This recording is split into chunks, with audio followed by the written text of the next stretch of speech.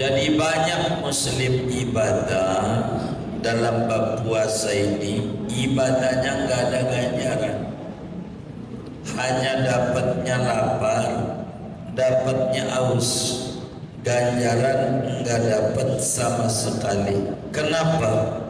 Karena kurang mengerti adab-adab berpuasa, karena tidak menjalankan adab-adab berpuasa. Sebab anggota tubuh kita ada 7. Ada 7 anggota. Yang 7 ini adalah nikmat besar dari Allah yang perlu kita syukuri. Di samping amanat besar dari Allah yang harus kita ngati-ngati menyalurkannya. Mana 7 anggota? Mulut, kemaluan, di kepala nih telinga, lidah, mata, tangan, kaki, perut, kemaluan. Ada 7. Ada mata, telinga, lidah, tangan, kaki, perut, kemaluan. Bila mana orang berpuasa hanya mampu tidak makan, bila mana orang berpuasa hanya mampu tidak minum, bila mana orang berpuasa hanya mampu tidak bersetubuh di siang hari dengan istrinya, sementara 5 anggota yang lain dia lepas. Lidah tidak dikontrol, mata tidak dikontrol, telinga tidak dikontrol, tangan tidak dikontrol, kaki tidak dikontrol, maka puasanya itu tak punya nilai apa-apa di mata Allah Subhanahu wa ta'ala. Dalam hadis yang lain, Nabi menyampaikan kepada kita, man lam yada' qawla zur wal amala bih falaysa lillahi hajah an yada'a ta'amahu wa syarabahu min ajli. Kata Allah, siapa orang yang tidak mampu untuk menjaga mulutnya, sehingga siapa orang yang tidak meninggalkan omongan bohong kala puasa, siapa yang berpuasa ngomongnya bohong melulu, makalah dia, kata Allah, saya nggak perlu dia puasa. Kalau orang berpuasa di siang hari bohong, maka saya tidak perlu puasa dia, sebab dia puasa baru makan, minum, bersetubuh saja yang mampu, tapi yang lain dia tidaklah mampu. Dari sini ulama mengatakan puasa itu ada 3 tingkatan. Muslim kalau berpuasa memiliki 3 kelas. Ada namanya kelas ilmul yaqin, ada namanya kelas ainul yaqin, ada namanya kelas hakul yaqin. Masing-masing kelas punya bagian-bagian yang berbeda-beda. Apa itu kelas ilmul yaqin?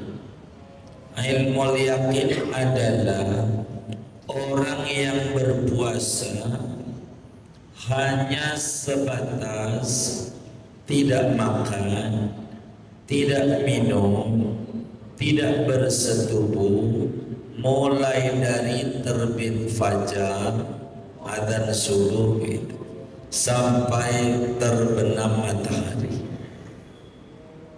Dia enggak makan, dia enggak minum, dia enggak bersetubuh. Maknanya dia mampu menjaga 2 anggota, perut, dan kemaluan.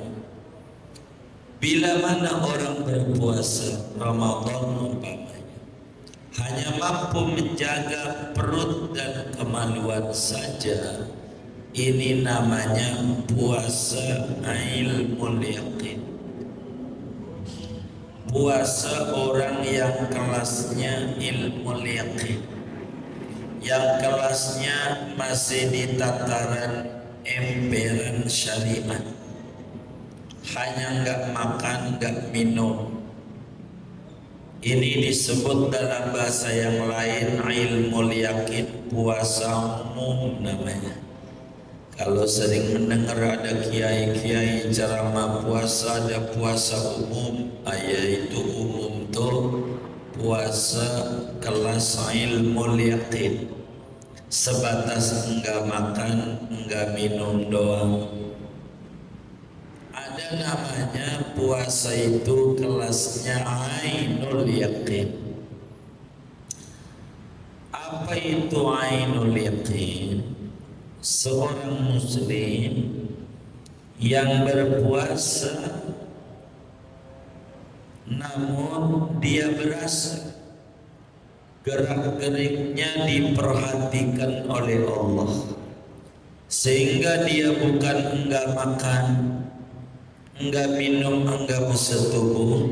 Dia pandai pula jaga telinganya, dia pandai pula jaga lidahnya, dia pandai pula dia jaga kakinya, dia pandai pula dia jaga tangannya, tidak ngambil barang orang, kakinya tidak berjalan lagi puasa ke tempat-tempat yang dilarang agama, telinganya tidak mendengarkan yang tidak-tidak, lidahnya tidak berbohong. Di Ramadan andai dagang berapa ini bang?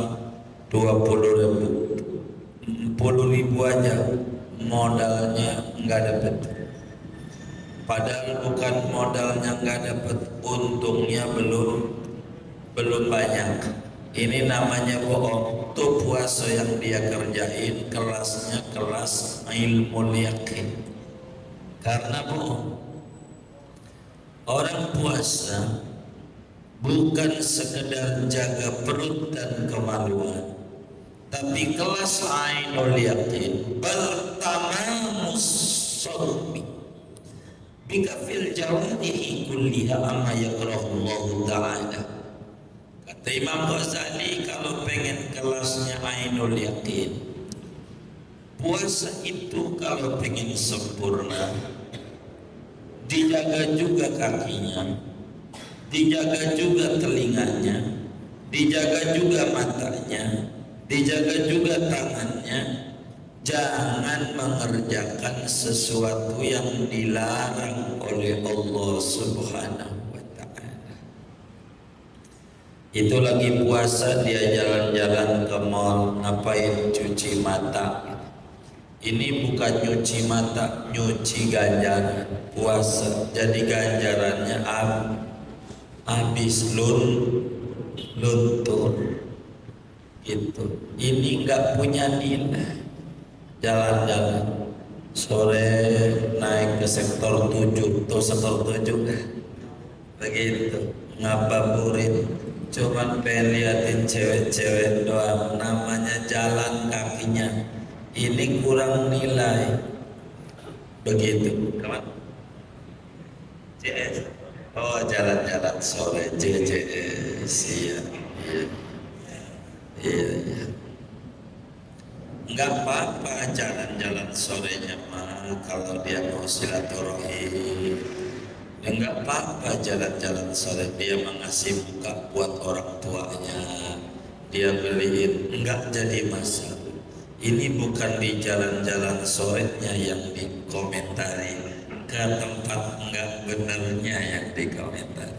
Masalah jalan-jalan sorenya boleh saja, sebagaimana boleh jalan-jalan subuh, begitu boleh saja.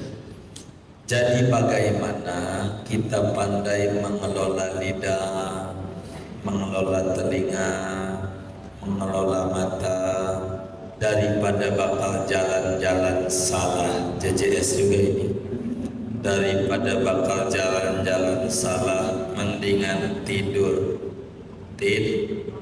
Mudah dari subuh, adzan subuh, sholat subuh, bisa subuh tidur, bangun dohor, sholat dohor, tidur lagi, bangun asar, pas habis asar kita salam, tidur lagi, bangun maghrib. Masih bagus daripada jalan-jalan salah. Bukannya yang sore, daripada jalan-jalan salah. Tidur bagus. Cuman kalau orang puasa di Pondok Karya kayak begitu, ini salah niat. Salah niat di mana? Malamnya nawaitu nauma ghatin. Ya, nawaitu nauma ghatin. Saya niat esok dari pagi sampai maghrib, beduk maghrib. Iya, nawaitu nauma ghatin, bukan sauma ghatin. Tapi masih bagus. Dari kelas umum naik dikit. Cuman kurang punya nilai kalau dibawa tidur melulu begitu. Sedang orang puasa itu kudu banyak karya, lagi juga tinggalnya di Pondok Karya. Jadi kudu banyak yang kebaikan yang dikerjakan. Ini kelas ainul yakin. Jadi dimanfaatkan anggota tubuhnya untuk mengerjakan yang bagus-bagus, baca tasbih, baca Quran, orang puasa yang bagus-bagus, yang dia tulis, yang dia lihat. Maka kata Imam Ghazali, seyogianya kalau pengen naik dari kelas ilmu yakin menuju ainul yakin, hendaklah dia puasa, jaga mata, jaga lidah, jaga telinga, jaga tangan, jaga kaki. Yang pokok jaga lidah. Jangan sampai lagi puasa bohong. Begitu, jangan sampai lagi puasa bohong, gede dosanya. Jangan sampai menggunjing lagi puasa ngegosip. Itu enggak boleh. Kata kita, untung saya dengar doang, justru ente dapat saham dosa 50%. Dengan dengar orang ngegosip tuh dapat dosa bagi 2. Dari yang ngomong, dan teman kita ngomong, enggak ada kita, kira-kira dikata apa dia? Lagi ngomong sendiri. Lah dia ngomong begitu karena kita mau dengerin. Maka fa innal mustami'a syarikul qail, kata Imam Ghazali. Yang denger itu andil daripada yang ngomong, dosanya paruh 2. Dengar doang. Apalagi kalau jawab, oh begitu ya, oh begitu ya, itu oh begitu, pantas dia. Gua kagak nyangka dia, padahal dia imam itu di masjid, padahal dia ini dia ditambahin lagi. Udah dengarnya aja 50%, bikin lagi 150 dosa kita, kan banyak. Begitu. Kalau orang ngomong begitu, tinggal kita lagi puasa. Begitu, enggak boleh. Namanya kalau nggak makan nggak minum rugi. Begitu. Jadi jangan sampai kemudian puasa kurang punya nilai.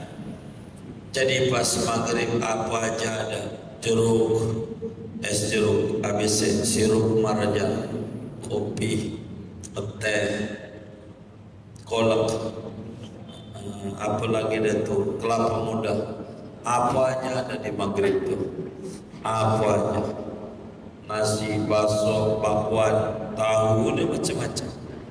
Puasa ini apa puasa, apa merubah jam makan, gitu. Dirapel yang tadinya mestinya dohor ntar jam 6, yang tadinya pagi ntar maghrib, jadi pas maghrib apa aja dimakan, kurang bernilai, turun lagi derajatnya, jadinya ilmu yakin enggak ainul yakin. Jangan-jangan puasa-puasa kita yang sudah dikerjakan kayak begitu. Kita harus punya nilai di mata Allah Subhanahu wa Ta'ala. Tidak boleh begitu. Puasa harus punya nilai besar. Sebagaimana kita jaga perut jangan sampai masuk makanan lagi puasa, jangan sampai kita mampu jaga kemaluan jangan sampai bersetubuh sama bini lagi puasa. Tapi juga jauh dari itu, kita harus mampu jaga mulut, jaga telinga, jaga mata, jaga tangan, dan jaga kaki. Ini anggota tubuh biang maksiat. Jangan. Kalau makan yang haram ribet urusannya. Uang makanan ini bensin ibarat motor. Bensin ibarat motor. Kalau motor tuh ada bensinnya air, ada bensinnya campuran, ada bensinnya pertamax. Lah kalau motor bensinnya air, jalan nggak kira-kira? Jalan nggak? Kenapa? Air. Ada orang kagak zuhur, kagak asar, kagak maghrib, kagak isya, kagak subuh. Patut diduga jangan-jangan bensinnya air. Jangan diomelin, jangan diomelin. Apa dia nggak sholat? Jangan diomelin. Bukan nggak sholat, emang bensinnya air. Susah mau jalannya bagaimana? Wong air. Tapi ada kalanya sholat kadang, kadang enggak, kadang sholat, kadang enggak. Kayak begini-begini nih, kita patut duga jangan-jangan bensinnya campuran ya. Campuran. Tapi kalau orang itu dohor juga asar, isya, maghrib dan seterusnya 5 waktu dikerjakan, khusnudon kita bensinnya pertama murni dia. Kalau murni mau diajak ibadahnya enak. Coba lihat orang-orang itu begitu. Kenapa dia nggak mau ibadah? Adakah yang nggak benar? Sebab Tuhan tidak mau. Tuhan itu suci. Yang boleh dekat dengan Dia yang suci. Kalau yang kotor nggak boleh borot Tuhan. Presiden aja kalau kita habis dari got mau pengen masuk ke istana, diterima apa diusir? Usir, bukan sama presidennya, sama pas pampres sudah diusir. Apalagi sama presiden. Inna Allah tayyib la yaqbalu illa tayyiban. Allah itu suci. Yang boleh dekat sama Allah yang suci, yang Allah terima hanya yang suci. Pelan-pelan. Kalau kita diajak ibadah kurang mau badan, kita curigai diri kita. Adakah yang nggak benar ini? Yang kita makan ini begitu. Ini yang harus dicek oleh kita, karena ngeganggu sama ibadah. Kalau makanan-makanan yang kagak benar itu ngeganggu sama ibadah. Ada kelas orang puasa namanya kelas hakul yakin. Apa itu hakul yakin? Yaitu tingkatan orang yang berpuasa yang dia bisa mengontrol hati, bukan sebatas 7 anggota, mata, telinga, lidah, tangan, kaki, perut, dan kemaluan saja, tapi dia puasa juga hatinya dari terbesit perkara-perkara yang melalaikan Tuhan. Hatinya terhubung dengan Allah, hatinya fokus sama Allah, Ini kelas hakul yaqin. Dalam bahasa yang lain kelas khususul khusus. Ada puasa umum, ada puasa khusus, ada puasa khususul khusus. Artinya tidak boleh meleng dari Allah.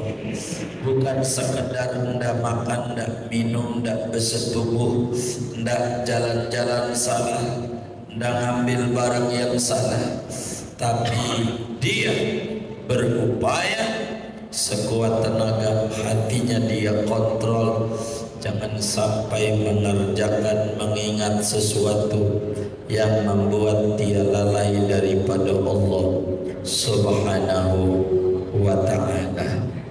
Ada puasa secara syarak. Puasa secara syarak bagaimana menjaga kita daripada yang batalin puasa. Tapi kalau puasa tasawuf, bagaimana menjaga puasa dari yang batalin ganjaran puasa. Jadi beda. Kalau puasa ilmu yakin yang penting enggak batal, itu namanya kelas umum. Tapi kalau orang-orang khusus, bagaimana bukan enggak batal puasanya, juga enggak batal ganjarannya, enggak habis ganjarannya. Ini tingkatan-tingkatan puasa. Maka puasa itu adalah miftahul ibadah. Puasa itu kunci ibadah. Jadi kendaraan enggak kuat untuk lari kalau bebannya berat. Kenapa kita diajak ibadah malam kurang mau? Kebanyakan beban. Lihat mobil tronton di jalan tol Bintaro Serpong. Itu tronton jalannya di kanan apa di pinggir kiri? Kenapa di pinggir? Bebannya berat. Orang yang bebannya berat mainnya di maghrib. Kalau malam nggak bisa, karena kebanyakan beban. Idza lam taqwa ala qiyamil lail fa'lam anna dzunubaka qad qabbalatka. Bila Anda tidak kuat malam bangun, itu menunjukkan beban dosamu melilit dirimu, sehingga malam sulit untuk bangun, kecuali kalau ada MU. Kalau ada MU baru pengen bangun, ada Chelsea. Tapi kalau buat keselamatan akhirat enggak tertarik. Malamnya tidur, enggak ibadah, ngorok mulu. Orang yang di dunia malamnya tidur mulu, di akhiratnya miskin kalau enggak berbekal. Siang buat nyari duit buat bini, kapan buat ngedeketin kita dengan Allah? Ya malu. Bini kita udah terpenuhi dari gojek kita, ya kita gantian. Jangan habis siang buat gojek nyari duit buat bini, malamnya ngorok. Kapan urusin diri sendiri biar derajatnya tinggi? Rugi amat kita hidup. Kalau hidup ini kurang manfaat, melek biar dikit, ngakunya masih susah, lagunya kayak orang Bintaro sektor 4, sektor 3. Kalau dia malamnya ngorok, enak, rumahnya gede, duitnya banyak, mobilnya banyak, dia susah kita. Tapi malamnya tidur, lagunya kayak orang seneng ngayang. Ini seorang kagak ada beban yang model begini. Ada nggak kira-kira? Ada, banyak kan? Ngaji nggak? Yang mana orangnya? Waduh, begitu. Jadi bangun malam tuh insya biar tinggi kita derajat. Apa yang mau disetor sama Allah? Yang namanya kuda kalau buat balapan diempanin mulu nggak kira-kira? Hah? Ini kuda buat balapan kasih makan sampai 10 kali, begitu nggak? enggak kudu diapain? Siksa dengan tidak jadi larinya kencang. Maka puasa itu biar ngencengin kita lari kepada Allah. Kalau diempanin dulu berat jalannya, berat, pengennya tidur mulu, mana siang tidur juga, malam tidur lah. Hidup ini kayaknya sia-sia amat. Masa pimpinan perusahaan ngangkat karyawan hanya untuk hardolin dahar modal ulin? Mana Tuhan membeli budak hanya untuk tidur doang? Kan gak mungkin. Tuhan beli budak untuk bekerja. Tuhan ciptain kita untuk ibadah. Kalau nggak mau ibadah, mau ngapain di dunia? Rugi. Maka puasa harus meningkat dari kelas umum menuju khusus, menuju khususul khusus, menuju dari ilmu yakin menuju ainul yakin sampailah ke kelas hakul yakin. Moga Allah berikan taufik dan hidayah, keistiqomahan di dalam agama. Allah dandani kita punya hati, Allah dandani kita punya diri. Hidup kita makin hari makin terarah, umur kita makin hari makin penuh makmur. Hidup kita mulia di dunia dan mulia di akhirat. Amin ya rabbal alamin. Buat tanya jawab saja. Ada yang ditanya mungkin daripada materi ini atau di luarnya sebelum doa silakan.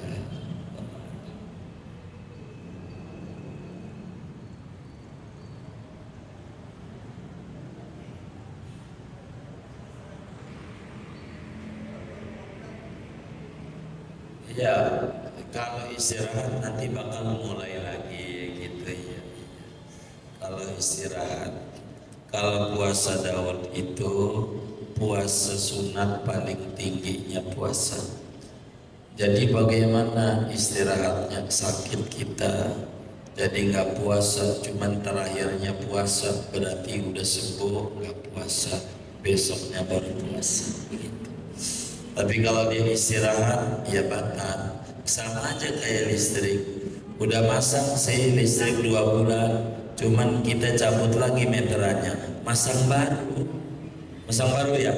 Iya masang baru. Iya puasa Daud baru lagi.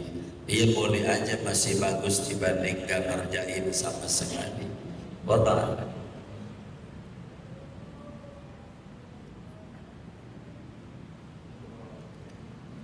Sudah baik. Kalau sudah, kita baca Fatihah saja. Duduk di majelis ilmu, mudah-mudahan Allah Subhanahu wa ta'ala mengampuni dosa dan kesalahan kita. Allah mudahkan urusan-urusan kita. Allah kabul hajat-hajat kita. Allah beri kita rezeki yang luas untuk bekal ibadah kepada Allah, umur yang barakah untuk ibadah kepada Allah. Allah tutup akhir hayat kita dengan husnul khatimah. Amin. Al-Fatihah.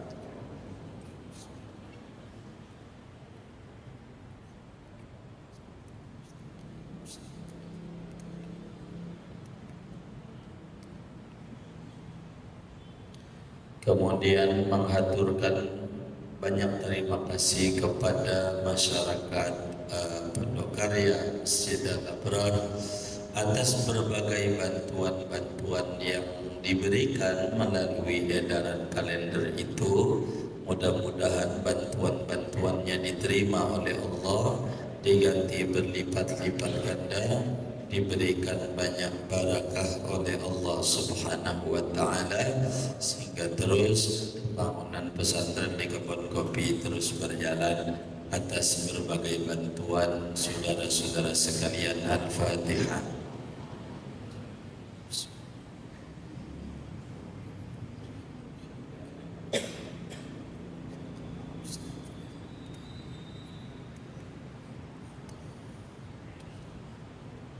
Terakhir sebelum doa, sekedar informasi saja. Kajian model begini disusun oleh teman-teman kami terakhir ngajinya di Madinah dan di Mekah. Jadi ngaji ini kami keliling-keliling di masyarakat ini, baik di Tangerang Selatan, Tangerang Kota, Jakarta Barat, Timur, Pusat, Selatan, dan Bekasi.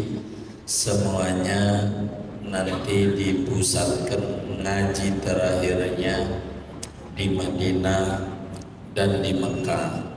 Sudah berjalan 3-4 tahunan.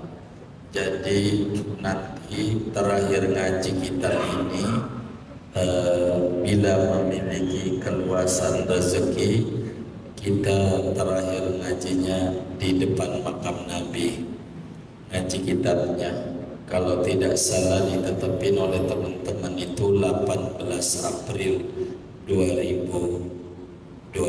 Tentu sekaligus umrah, rugi kalau di sana nggak umrah begitu. Jadi umrah tapi ngaji di hotel di Mekah Madinah.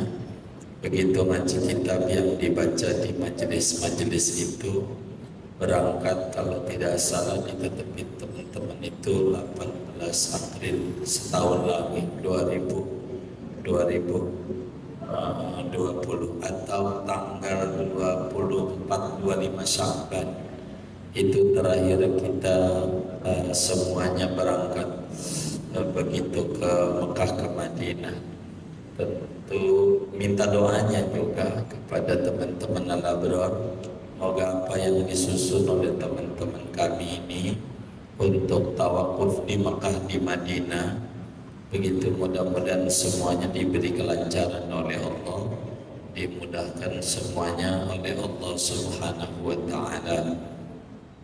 Al-Fatihah.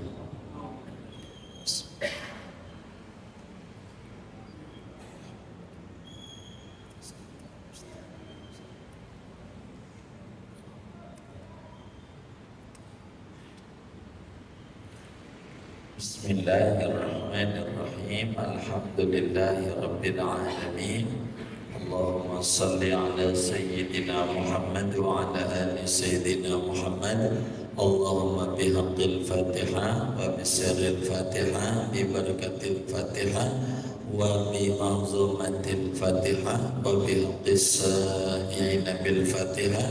Ya Allah, fa innaka antal alimu bisarairina fa aslihha wa antal alimu bidhunubina faghfirha wa antal alimu bi'uyubina fasturha wa antal alimu bihumumina fa'zilha wa antal alimu bihajatina faqdiha wa antal alimu bi umurina fayassirha kama yassartaha li'ibadika as-salihin. Rabbana taqabbal minna ta'limana wa ta'allumana wa du'ana jami'a amalina tammim taqsirana.